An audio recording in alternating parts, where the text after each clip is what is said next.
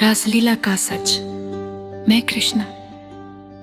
अब मैं आपको उस गोकुल में लेकर चलता हूँ जहाँ मेरी युवावस्था की सांसें यमुना की लहरों, गयों की घंटियों और गोपियों की हंसी के साथ जुड़ी थी। लोग कहते हैं कि मैंने रासलीला रची। मैं एक दैवीय नायक था जिसने गोपियों के साथ रातों में नृत्य किया और उन्हें प्रेम में बांध लिया। लोग कहते हैं कि मेरी बांसुरी की धुन ने गोकुल को मंत्र मुग्ध कर दिया। मैंने गोपियों के दिलों को चुरा लिया।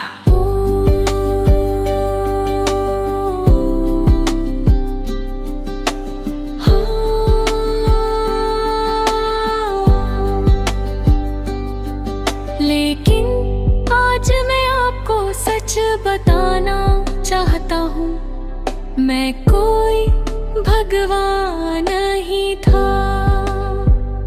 मैं एक साधारण युवा था जो गोकुल की गलियों में अपने बोसता और गोपियों के साथ हंसता था, उत्सवों में भाग लेता था और सामुदायिक जीवन का हिस्सा था।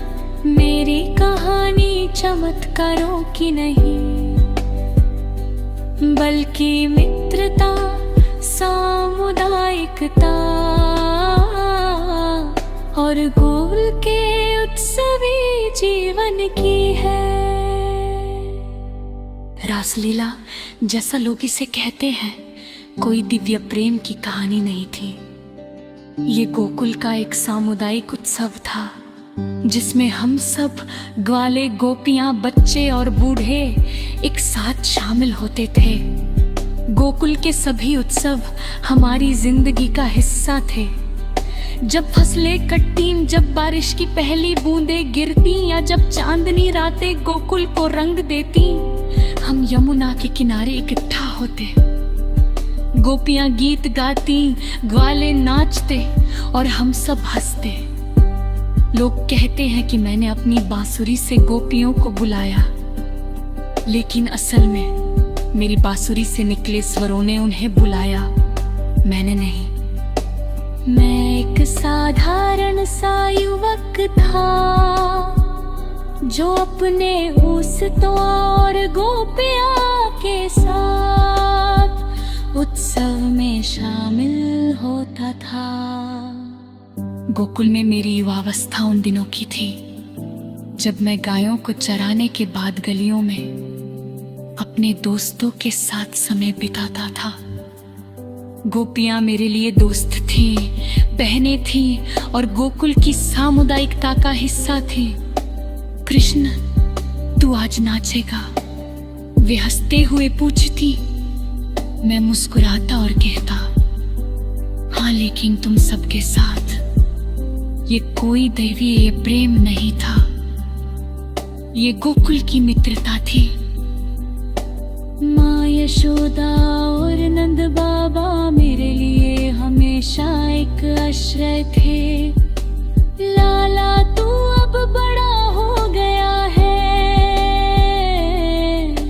माँ यशोदा कहती, लेकिन उनकी आंखों में वही ममता थी। कृष्ण, गोकुल का ध्यान रखना, नंद बाबा कहते। मैं उनकी बात सुनता और गोकुल के लोगों के साथ समय बिताता। रासलीला के उत्सवों में माँ यशोदा और नंद बाबा भी शामिल होते थे। मेरा लाला सबको हंसाता है।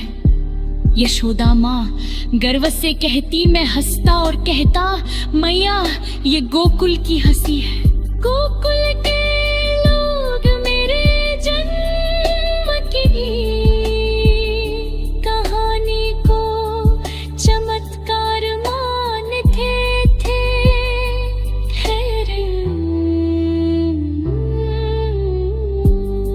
मैं हंसता और सोचता, मैं कोई रास नहीं रचाता।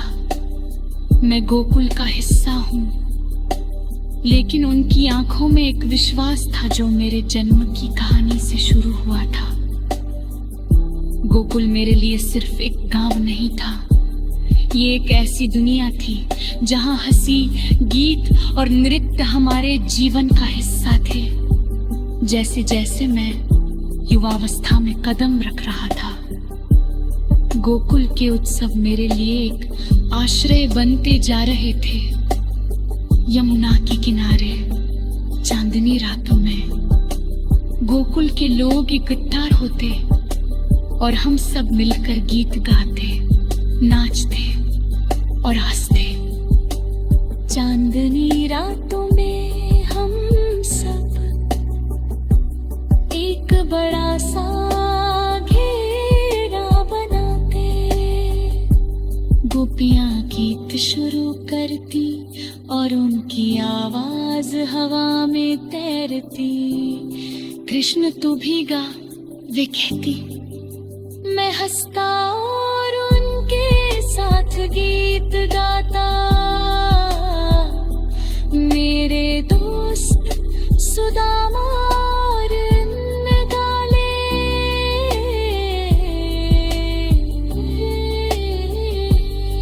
ढोल बजाते और हम सब नाचते। माँ यशोदा और नंद बाबा भी इन उत्सवों में शामिल होते। गोकुल के उत्सव मुझे अपने लोगों के करीब लाते थे। गोकुल के उत्सवों में गोपियां मेरे लिए दोस्त थी। उनकी हंसी, उनके गीत और उनकी शरारतें मेरे लिए अनमोल थी। कृष्ण, तू आज कौन सा गीत गाएगा? वे पूछती, मैं हंसता और कहता, जो तुम गाओगी वही गाऊंगा। कृष्ण तू हमारा नेता है, एक गोपी ने कहा। मैं हंस पड़ा। मैं तुम्हारा दोस्त हूँ, मैंने कहा। गोकुल के उत्सवों ने मुझे सिखाया कि हंसी और गीत एक गाँव को एकजुट करते हैं। हम सब एक दासरे के लिए जीते थे। जब कोई गोपी गीत गाती,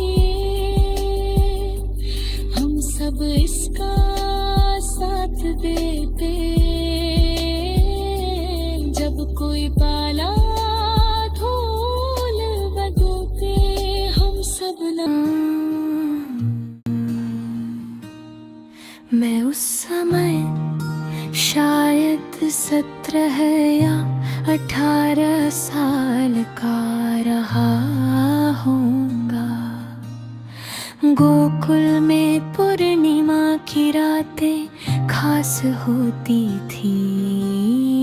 यमुना का किनारा चांदनी से नहाता था और गोकुल के लोग उत्सव मनाने के लिए इकट्ठा होते थे। गोपियां अपने गीतों से हवा को भर देती और ग्वाले अपने ढोल और मंजीरों से ताल मिलाते थे।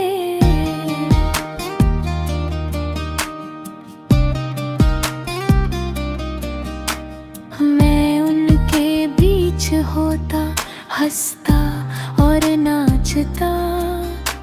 मुझे नहीं मालूम कैसे उन सब पर मेरा प्रभाव पड़ता था।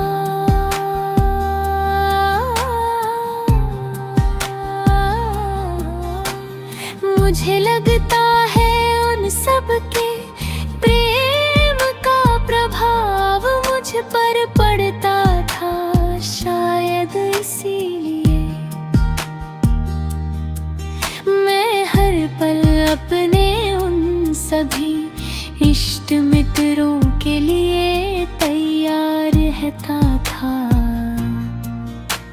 शायद ये भी एक सच था रास लीला का।